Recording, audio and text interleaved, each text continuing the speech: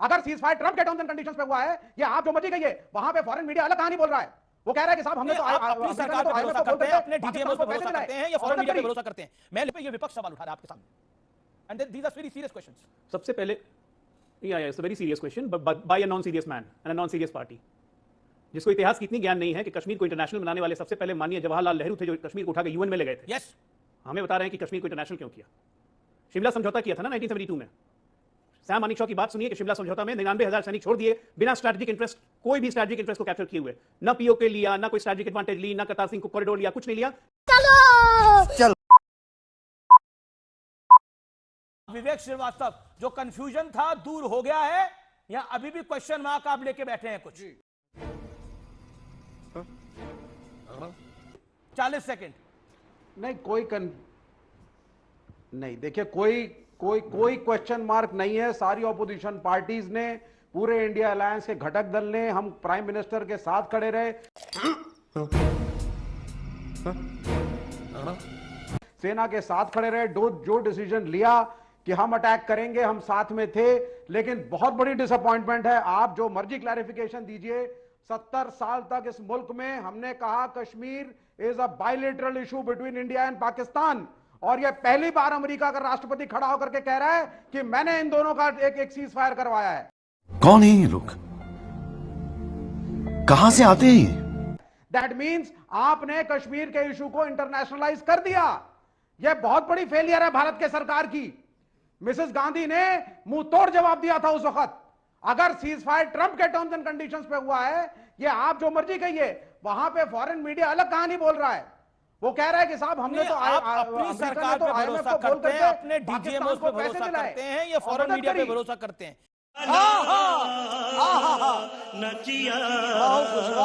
मैं lieutenant general Sanjay Kulkarni भी हैं मेरे साथ, retired lieutenant general, squadron leader Deepti काला भी हैं। मैं उनके पास जाऊंगा, लेकिन मैं पहले नेताओं को सेटल कर दूं, उसके बाद आपके पास आता हूं। मैं आप काफी देर से इंतजार करें। Ajay Alok, question mark is there, Trump ने ट्वीट क्यों किया?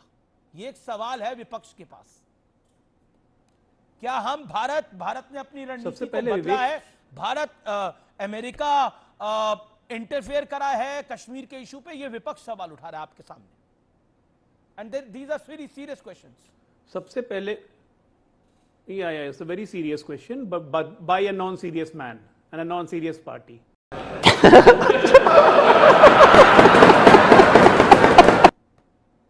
जिसको इतिहास की इतनी ज्ञान नहीं है कि कश्मीर को इंटरनेशनल बनाने वाले सबसे पहले माननीय जवाहरलाल नेहरू थे, जो कश्मीर को उठा के यूएन में ले गए थे। यस,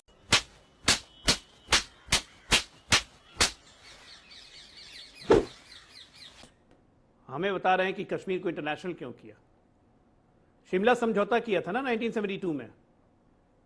सैम मानेकशॉ की बात सुनिए कि शिमला समझौता में 99,000 सैनिक छोड़ दिए बिना स्ट्रैटेजिक इंटरेस्ट, कोई भी स्ट्रैटेजिक इंटरेस्ट को कैप्चर किए हुए, ना पीओके लिया, ना कोई स्ट्रैटेजिक एडवांटेज ली, ना करतार सिंह को कॉरिडोर लिया, कुछ नहीं लिया। 99,000 सैनिक छोड़ दिए यूएस और यूएसएसआर दोनों के दबाव में।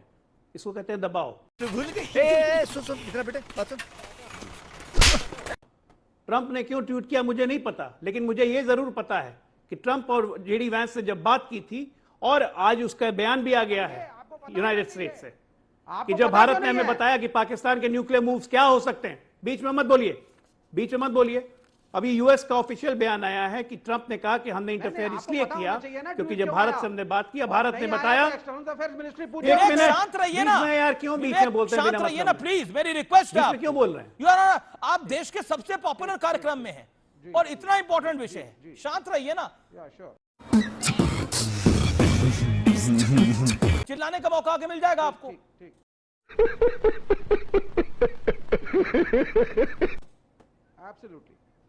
यूएस प्रेसिडेंट का बयान आया कि हम बीच में इसलिए पड़े क्योंकि जब भारत में डोभाल साहब ने और जयशंकर साहब ने बताया कि पाकिस्तान कैसे न्यूक्लियर मूवमेंट करने जा रहा है, हमें उसकी भी परवाह नहीं थी। हम तब भी यूएस के पास नहीं गए थे।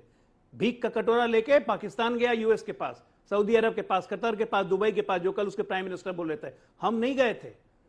और हमारे एयर स्ट्राइक के बाद, आज एक और इंफॉर्मेशन देता हूं, हमारे एयर स्ट्राइक रावलपिंडी में करने के बाद आज पूरा का पूरा यूनाइटेड स्टेट्स का एक दल पहुंच गया है, क्योंकि वहां न्यूक्लियर रेडिएशन का खतरा हो रहा है।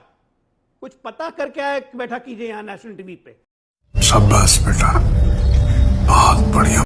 ऐसी आंखें बकड़ बकड़ करने से कोई फायदा नहीं होता है, ठीक है ना। ट्रंप के पास हमें जाने की विवेक, कोई जरूरत नहीं है। ये तो हम बहुत जानकारी है sufficient ही, हैं। ये तो अब जानकारी है ही। जिस तरह से किराना हिल्स के बेहद करीब सरगोदा एयरबेस पर जिस तरह का उसका रनवे डैमेज हुआ है और बाकी रडार सिस्टम डैमेज हुआ है, उसके बाद there is a cautious move by US और वहां पर F-16 खड़े होते हैं।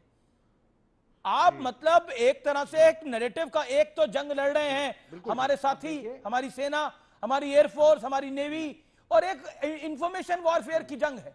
उस वॉरफेयर की जंग के अंदर आप पाकिस्तान को एज दे रहे हैं।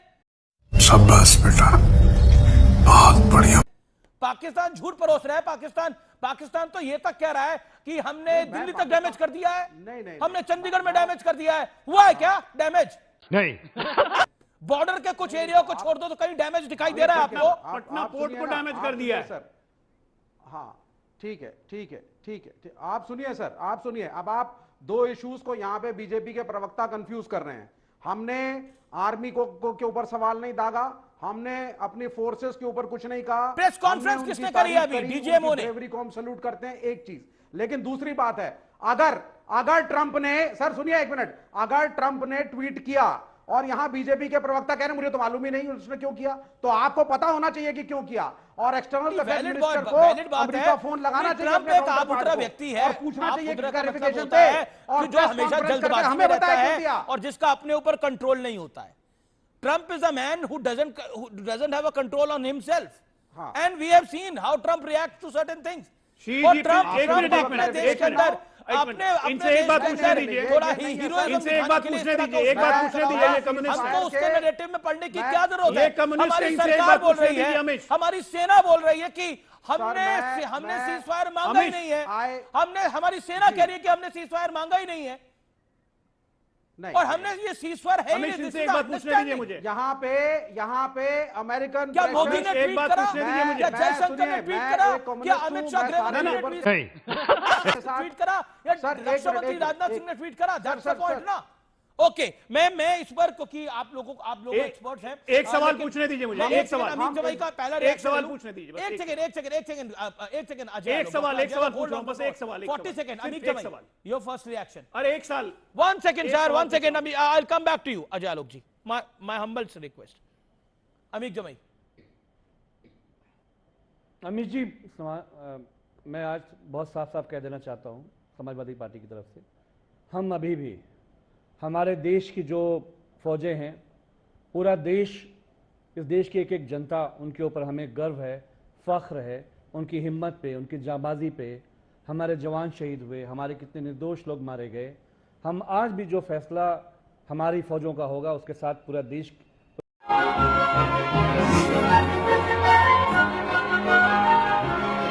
खड़ा हुआ है। हमारा प्रधानमंत्री जी से भी कोई झगड़ा नहीं है। हम उनसे सिर्फ ये चाहते हैं कि देखिए, पहलगाम हुआ, हमारे लोग मारे गए।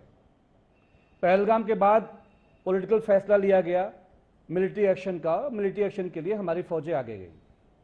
उसके बाद अचानक एक ट्वीट होता है। ट्वीट के बाद हमारे जो विदेश सचिव है विक्रम मिश्री साहब, वो आते हैं और वो कहते हैं कि 5 बजे हम सीज फायर कर रहे हैं।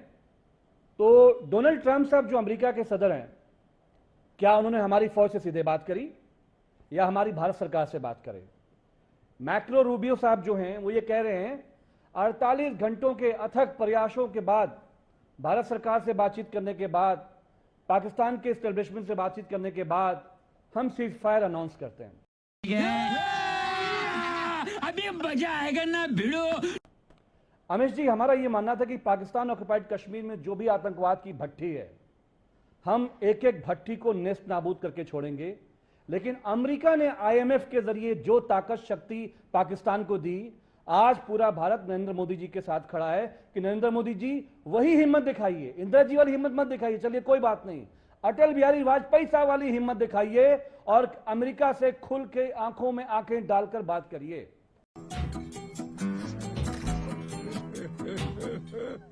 हमें पाकिस्तान पे भरोसा नहीं है।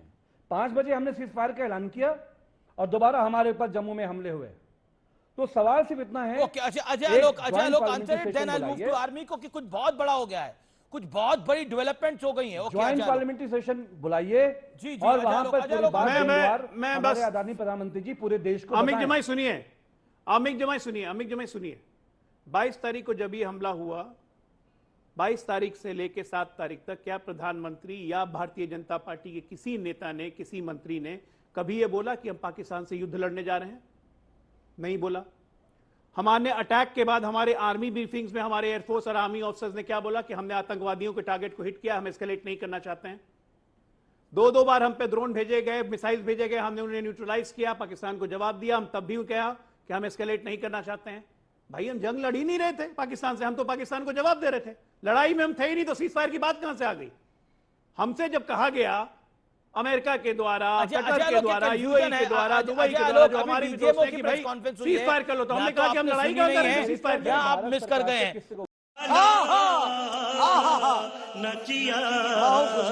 तो अगर आज का वीडियो आपको पसंद आया हो तो चैनल को लाइक करें, शेयर करें और सब्सक्राइब करें। जय हिंद।